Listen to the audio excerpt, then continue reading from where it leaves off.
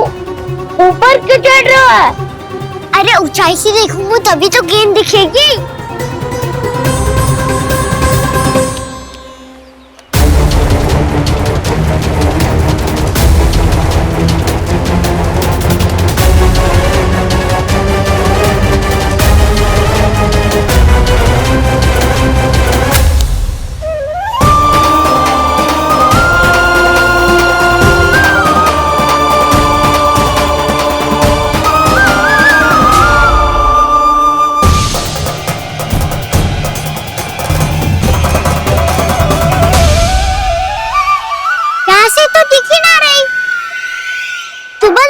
से फेंकी थी ना?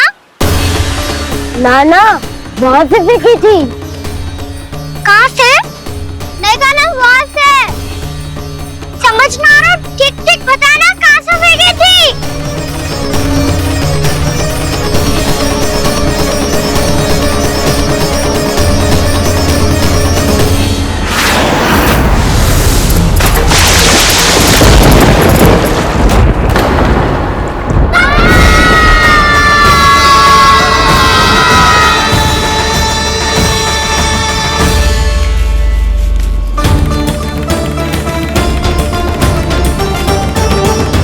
कालिया नाग के क्षेत्र में जाकर कोई भी जीवित वापस ना लौट सको है।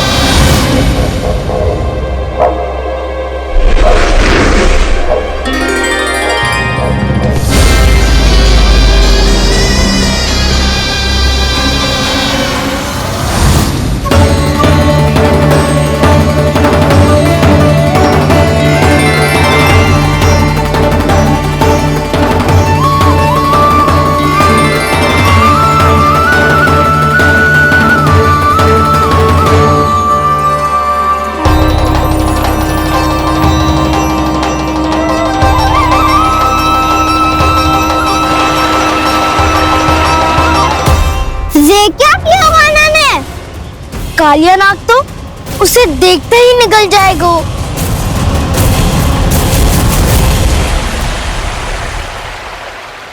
तो आरंभ से अब तक सब कुछ उसकी लीला का ही भाग था।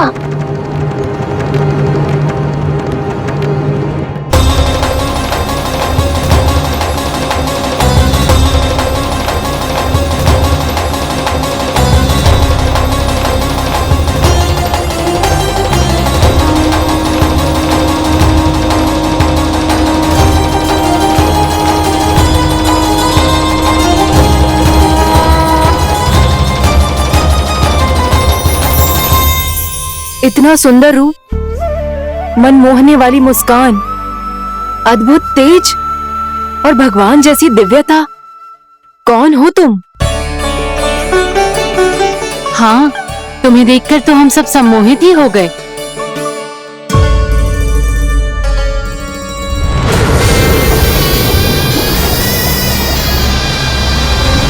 तुम जो भी हो बालक, वापस लौट जाओ। हमारा हृदय तुम्हें ही देखते रहना चाहता है, किंतु यदि हमारे पति जाग गए तो तुम्हें अवश्य हानि पहुंचाएंगे। ये बहुत विषैले है बालक, कालकोट जैसे भयानक, इनके विष से तुम नहीं बच सकोगे। नंदराज, कालिया नाग के विष का प्रभाव बढ़ते ही जा रहा है। पहले 8 कोस तक उसके विष का प्रभाव था, अब तो 1 योजन से अधिक क्षेत्र में फैलो है। जल पीने के प्रयास से अनेक पशु मारे गए हैं और नदी के निकट के वृक्ष और वनस्पति सब नष्ट होने लगे।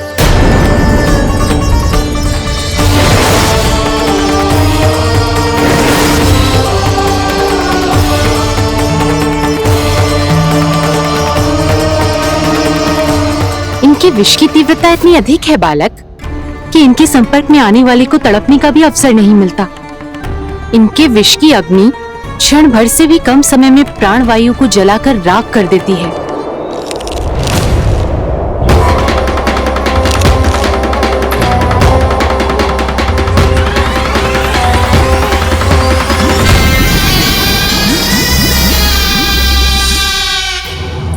तब तो समस्या और भी गंभीर हो जाएगी। मैंने तो सुनो है कि कालियानाग कम से कम 2 योजन लंबा है, सैकड़ों फन है उसके।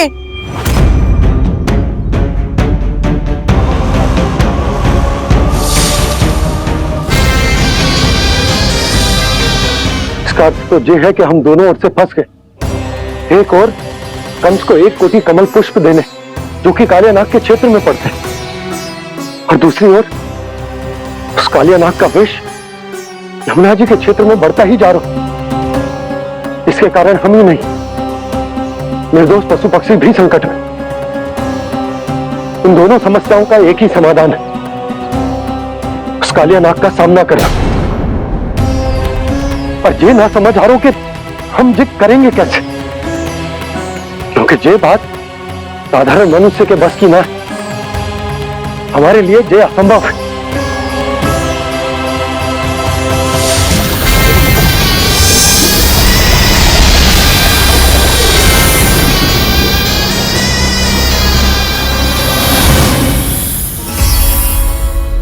अब तो तुमने अपनी आंखों से भी देख लिया बालक, ये कितने विषैले हैं।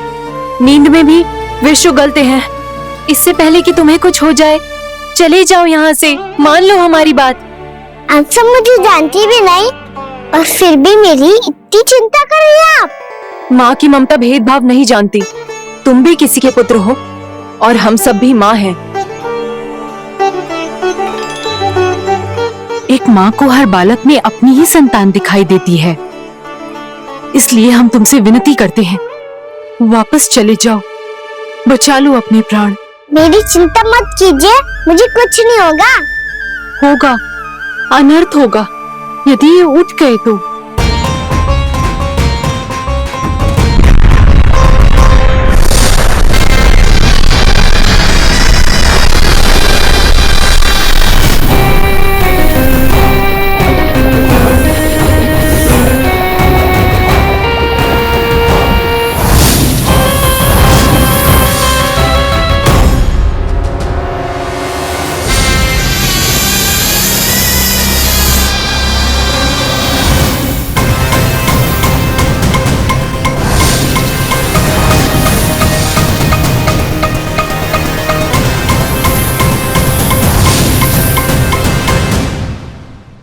सामने होते हुए भी अपने इश्क को केवल वही देख सकता है जो अपना अभिमान त्याग चुका हो।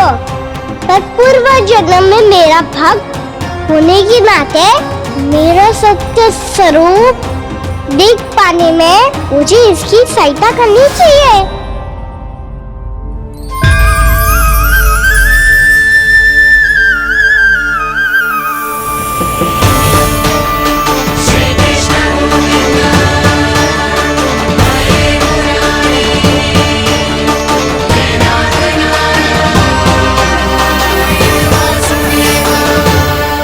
देखो हमारा छोटा सा कान्हा जैसे डट के खड़ा हुआ है, इतने विशालकाय, इतने महाभयंकर सबके सामने।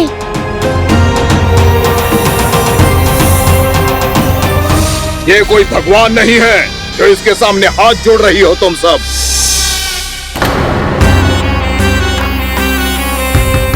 एक सामान्य साधारण बालक है ये, जो ये तक नहीं जानता कि इसके सामने है इसका काल, कालिया। तू कौन है बालक? मेरे इतने निकट आकर भी तू जीवित कैसे है? मेरी नहीं, अपनी चिंता करो कालिया। बहुत मनमानी कर ली तुमने। अब बस मैं तुम्हें रोकना हूँ। अब बस मैं तुम्हें रोकना हूँ। मैं तुम्हें रोकना हूँ। बित्ते भर का है तू, मेरे विष के बारे में जानता ही क्या है? और कहता है मुझे रोकने आया है। किससे किससे रोकना चाहता है तू मुझे? मुझे क्रोध दिलाने की भूल मत कर बालक। अपनी फुंकार से ही तेरी इस मुस्कुराहट को अंतिम मुस्कुराहट बना सकता हूं मैं। शीघ्र बता, कौन है तू और किसने भेजा है तुझे? तुम्हें आवाज भी है कि अपनी पुकारों से तुम कितना विष भूल चुके हो। पवित्र यमुना नदी को कितना दूषित कर दिया तुमने। और यही नहीं, तुम्हारे कारण निकट के जीव जंतुओं, वृक्ष, वनस्पतियों सबको हानि पहुंच रही है। तो क्या मुझे उससे क्या? मुझे है आपत्ति है मुझे तुम्हारी इस व्यवहार से, और इसीलिए तुम्हें यहाँ से जाना होगा।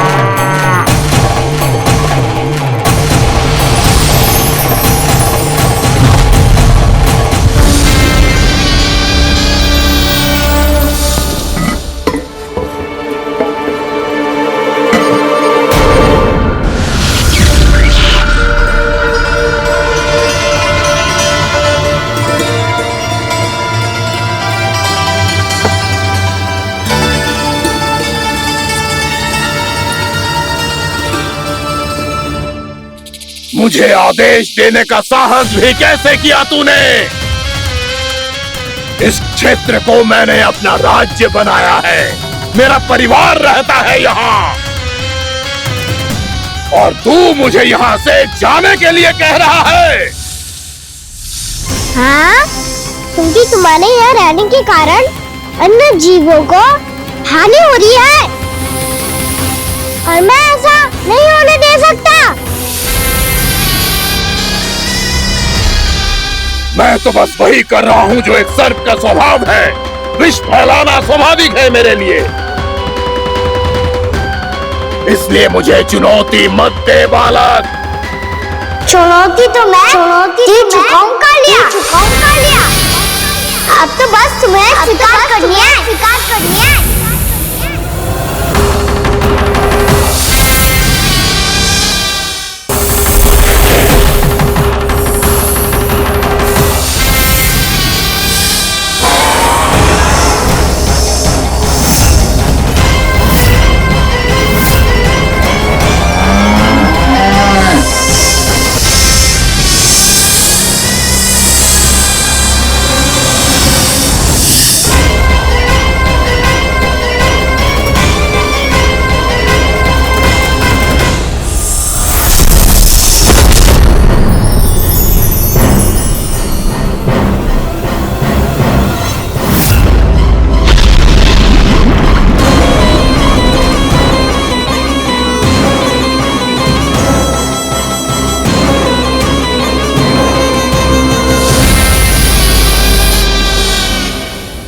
मैं भी चेतावनी दे रहा हूँ, यहाँ से चले जाओ।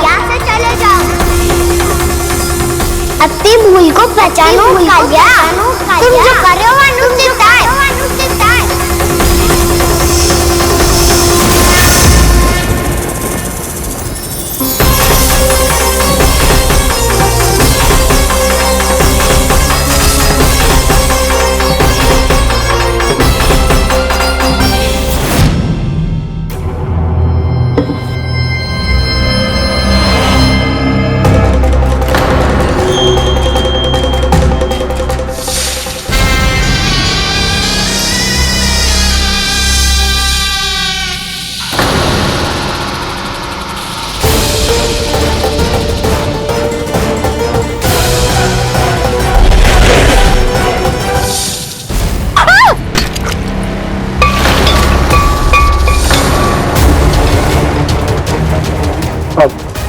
मैं आता हूं।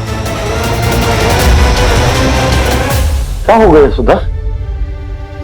मुझे आवाज हो रहा है जी, कछु ना कछु गड़बड़ है।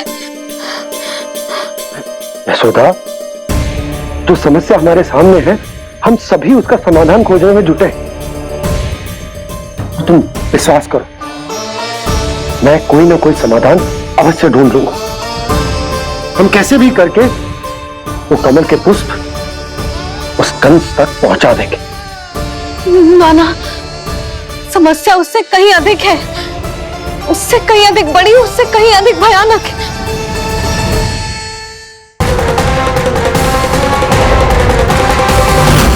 विस्की ये बूंद से ही सबके प्राण चले जाते हैं।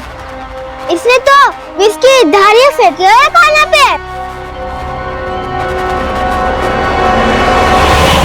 कान्हा कैसे बच्चे को अधिक विष से? इसका विष तो क्या, ये सर स्वयं भी छू तक नहीं पाएगा हमारे कान्हा को।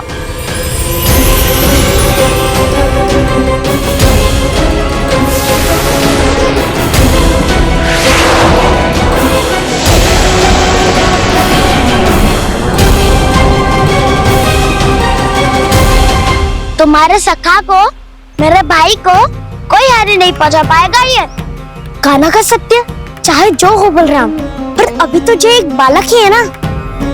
देखो कैसे विष के कारण स्थिर हो गया है।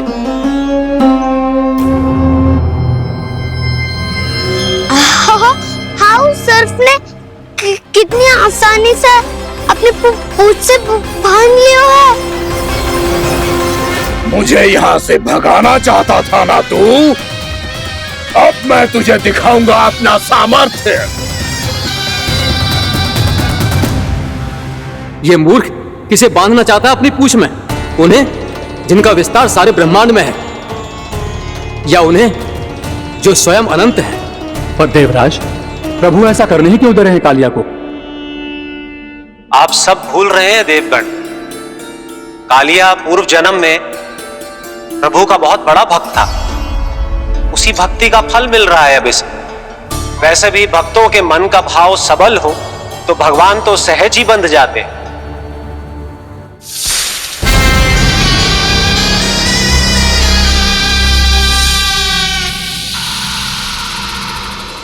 बलराम, तुमने ही तो कही थी कान्हा को कछु ना होगो। देखो दुष्ट ने चारों ओर से जकड़ लियो है।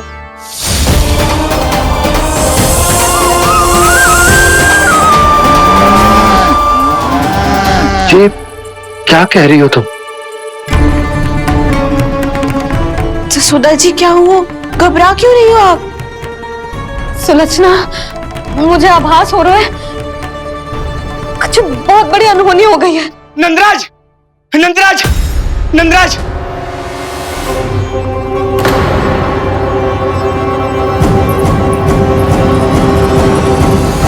नंदराज, कान्हा ने जमदग्नि नदी में छलांग लगा दी है। कान्हा ने जमदग्नि नदी में छलांग लगा दी है। कान्हा ने जमदग्नि नदी में छलांग लगा दी है। कान्हा जमुना में कूद गया है। मुझे लगा था आज कछु गड़बड़ होने वाली है। मुझे आज कान्हा को ना जाने देना चाहिए था।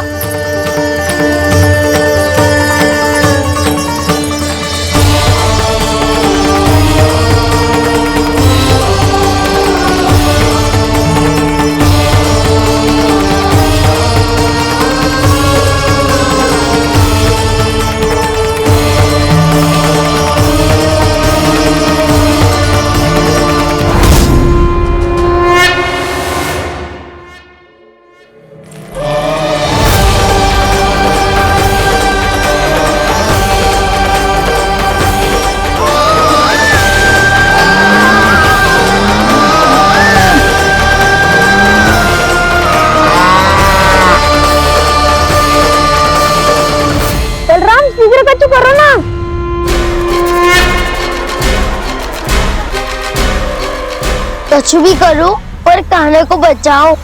नाग बहुत भयंकर है, कान्हा अकेले ना संभाल पाएगा इसे।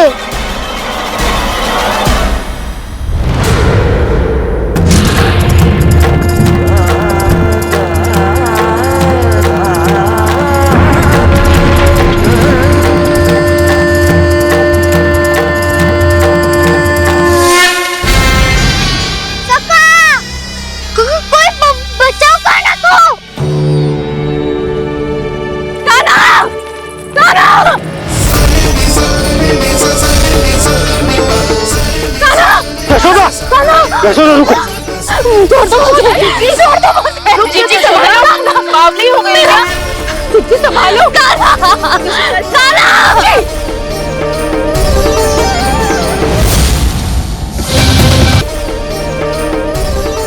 देखो अब कैसे तुम्हारे अस्थियों को तोड़कर छोटे छोटे टुकड़ों में बदल दूंगा मैं।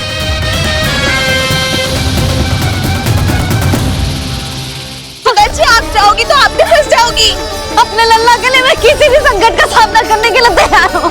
छोड़ो। ना यशोदा, हमें कोई और उपाय खोजना पड़ेगा। कोई और उपाय? आप देख ना रही मेरा कान्हा किस दशा में है। कान्हा।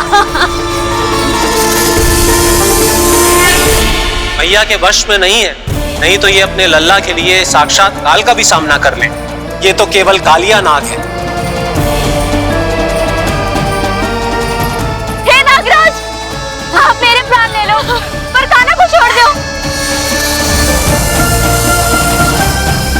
ना नागराज, आप मेरे प्राण ले लो, मैं विरोध भी ना करूंगी। ना नागराज, आप मुझे मार दो पर मेरे कान्हा को छोड़ दो। ना ना ना ना नागराज, मेरे प्राण ले लो, हमारे कान्हा से क्या शत्रुता है आपकी। प्रभु के लिए जो प्रेम यशोदा मैया के हृदय में है, वही इन सभी गोपियों के हृदय में भी है।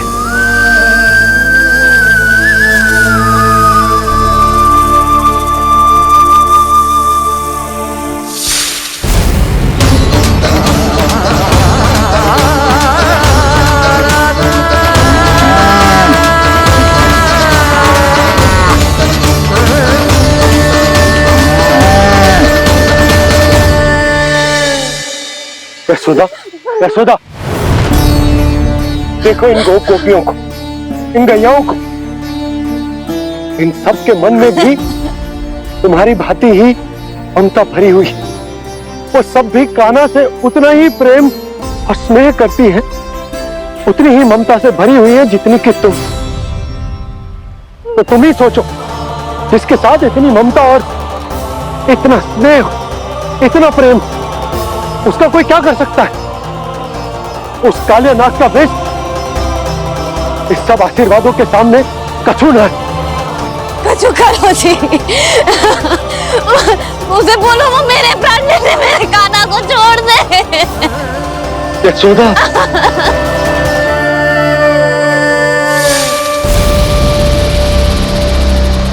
केवल इन्हीं में नहीं देवराज, नाग पत्नियों के हृदय में भी ममता का वही प्रेम उमड़ रहा है। देखिए। मैं आपके हाथ जोड़ती हूँ स्वामी, इस बालक को छोड़ दीजिए। ये अवश्य ही कोई दिव्य आत्मा है स्वामी। हम आपसे विनती करते हैं स्वामी, इस नन्हे बालक को हानि मत पहुंचाइए स्वामी। मेरी पत्नियां मेरे ही शत्रु के लिए विनती कर रही हैं। अब यदि इसके पक्ष में एक शब्द भी कहा तुम सबने, तो मैं इस बालक से पहले तुम सबके प्राण ले लूंगा। हो रहा प्रसन्न नाग कालिया, विजय को निश्चित जान। रोते बिलखते व्याकुल सब, संकट में देख कान्हा के प्राण।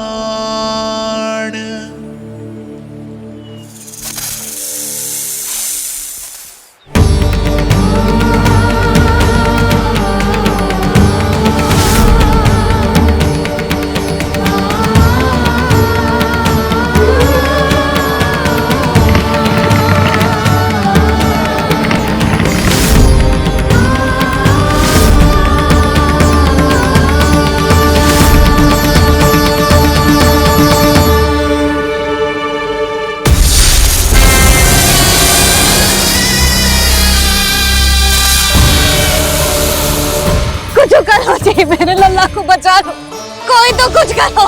जीजी संभालो यशोदा। यशोदा, यशोदा तुम शांत हो जाओ, मैं कान्हा को वापस लेकर आऊंगा। मैं रक्षा करूंगा उसकी। ना नंदराज, नंदराज नहीं।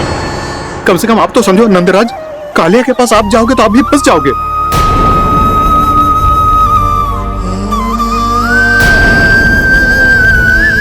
बलराम, तेरा भाई इतनी भीषण संकट में है और तुझे जरा भी दुख ना हो रहा?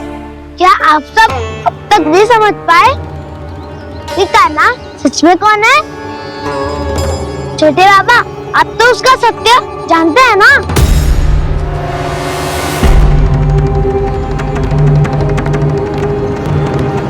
मानता हूँ कि आप सब कान्हा के रहस्य के बारे में नहीं जानते, पर क्या उसके जन्म से आज तक घटी एक से बढ़कर एक विचित्र घटनाओं को भी भूल गए हैं आप सब? भूल गए हैं कि कैसी पूतना जैसी राक्षसी उसका कुछ बिगाड़ नहीं पाई, कैसे तरनावत जैसा भयानक राक्षस उसे एक खरोच भी नहीं दे पाया था।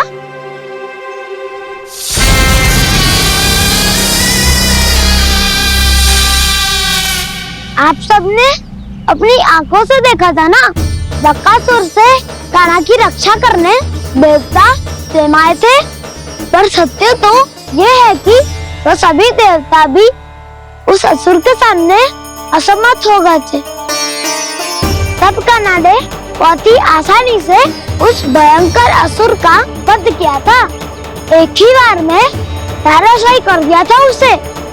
तो आप सभी सोचिए, बार बार ऐसे असाधारण कार्य करने वाला बालक साधारण कैसे हो सकता है? अब तो आरंभ से ही सारा सत्य जानते हैं छोटे बाबा।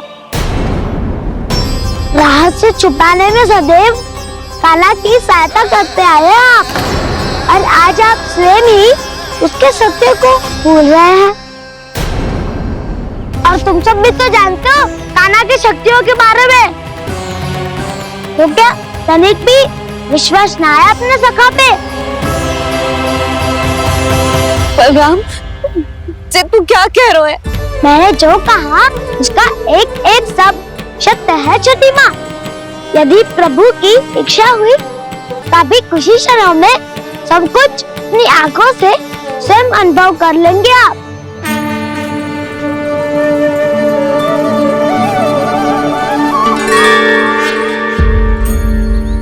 शांताकारं भुजगशयनं पद्मनाभं सुरेशं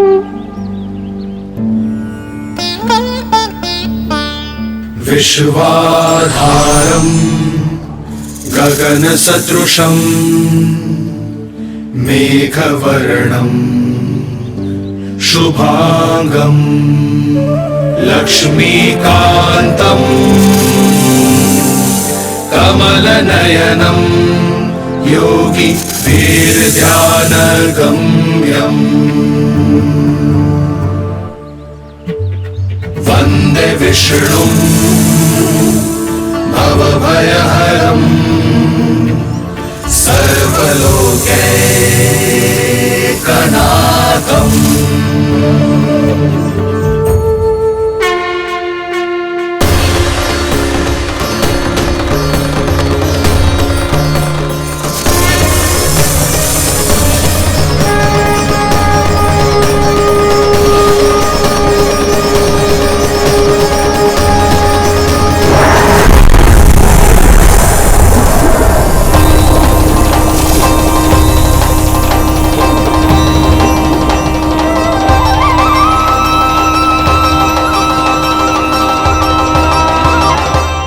तुझे क्या लगता है बालक कि तू मेरी जकड़ से निकल गया तो अब बच जाएगा तू?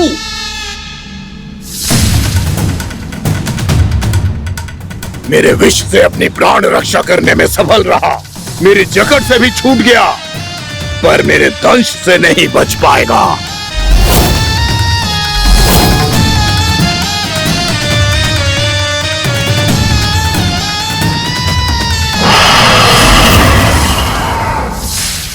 अब भय से भाग रहा है, पर मैं तुझे मृत्यु देकर रहूंगा।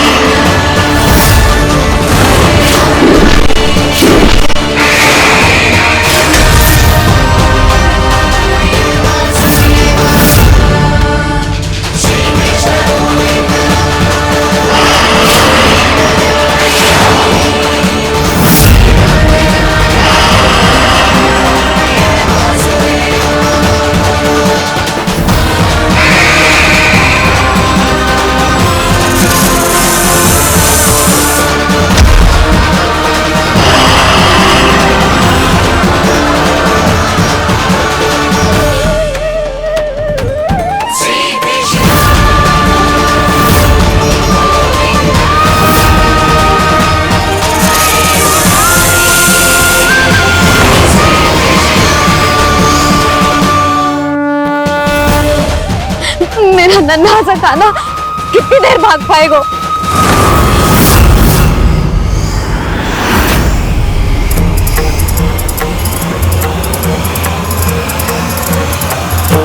और कितनी प्रतीक्षा करोगे मेरी भक्त कालिया?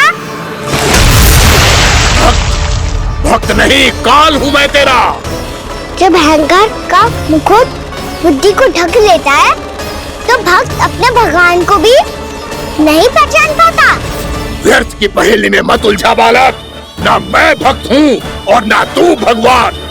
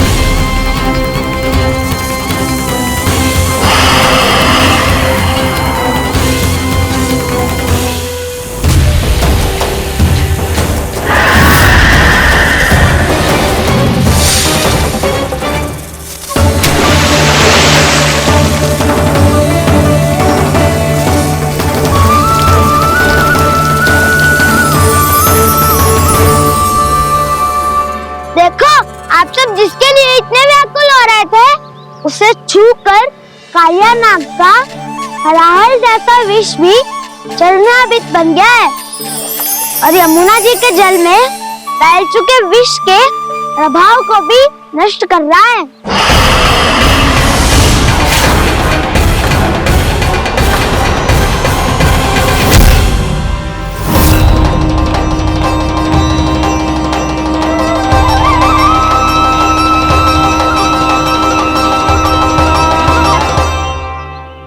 धर्म रक्षक अधर्म विनाशक प्रभु श्री कृष्ण का कौशल सचमुच अद्वितीय है। नारायण नारायण।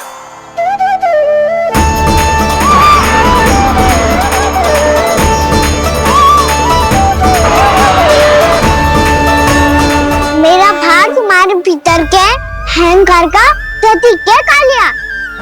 अब तुम्हारा अहंकार, तुम्हारा अनपान मेरे पाँव के नीचे है और तुम्हारी पूंछ अर्थात तुम्हारे प्राण मेरे हाथ में। अब तुम क्या करोगे भक्त?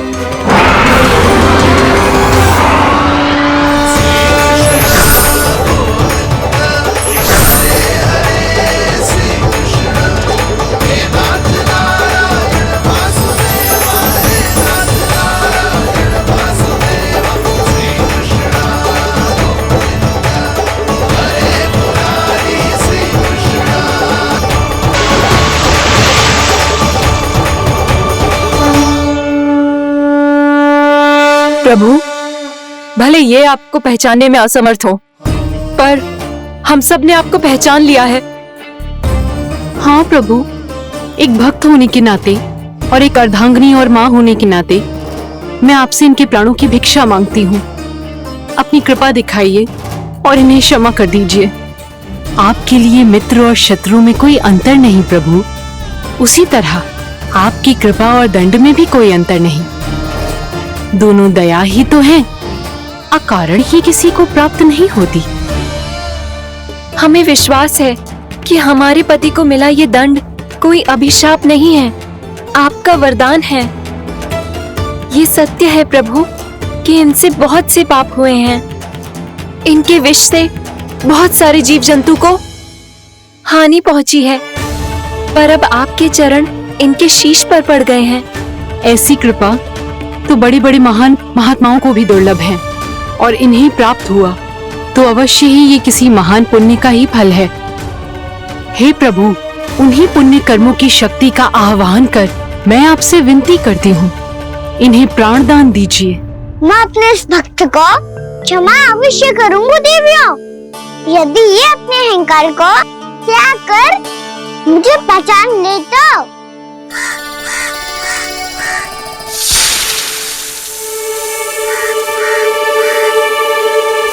मैं तुम्हें श्राप देता हूँ, जितनी विषैली तुम्हारी जिह्वा है उतने ही विषैले सर्प बन जाओ तुम।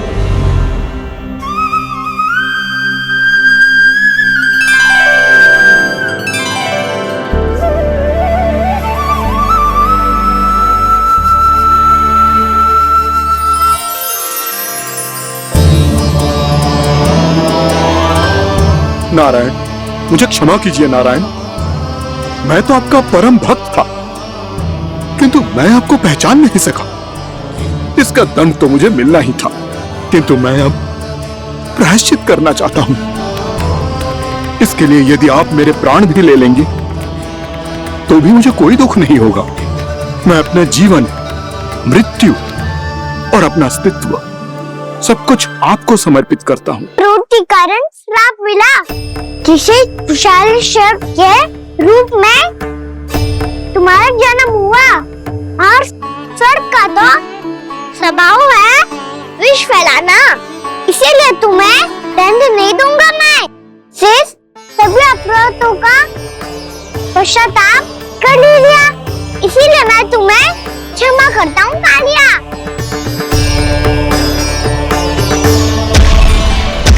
पर तुम्हें यहाँ से दूर समुद्र के बीच जाकर रहना होगा, जहाँ किसी निर्दोष का जीवन तुम्हारे विष से प्रभावित ना हो। मैं चाहकर भी आपकी इस आज्ञा का पालन नहीं कर सकता। मैं असमर्थ हूँ प्रभु, क्योंकि यदि मैं इस क्षेत्र को छोड़कर गया तो मेरी मृत्यु निश्चित है।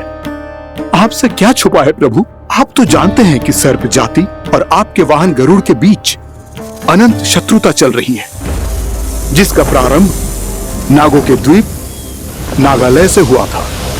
उस द्वीप पर छोटे जीवों को निगल जाने के लिए सर्प थे, और गरुड़ को सर्पों का स्वाद बहुत प्रिय था, इसलिए वो बार बार नागद्वीप जाने लगा था। पर इस कारण पूरी सर्प जाति उससे आतंकित हो गई थी, इसलिए जब भी गरुड़ वहाँ पहुँचता तो सभी सर्प छिपने लगते। जब गरुड़ को इसका आभास हुआ तो उसे बड़ा क्रोध आया, और वो उत्तेजना में भरकर सर्पों का शिकार करने लगा। भूख ना होने पर भी उन्हें मारने लगा। अब सर्पों के प्राण हरना उसके लिए खेल बन गया था।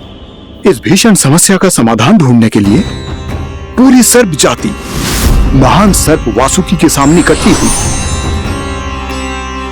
हे महान वासुकी, हमारी सहायता कीजिए। नागद्वीप पर गरुड़ ने आतंक मचा दिया है। पहले तो वो हमें अपना भोजन बनाता था, लेकिन अब हम उसके खेल का साधन बन चुके हैं। भूख हो या ना हो, जब तब आकर वो हमारे प्राण हर लेता है। अनुचित हिंसा के इस प्रथा का आरंभ सर्पों ने ही किया है।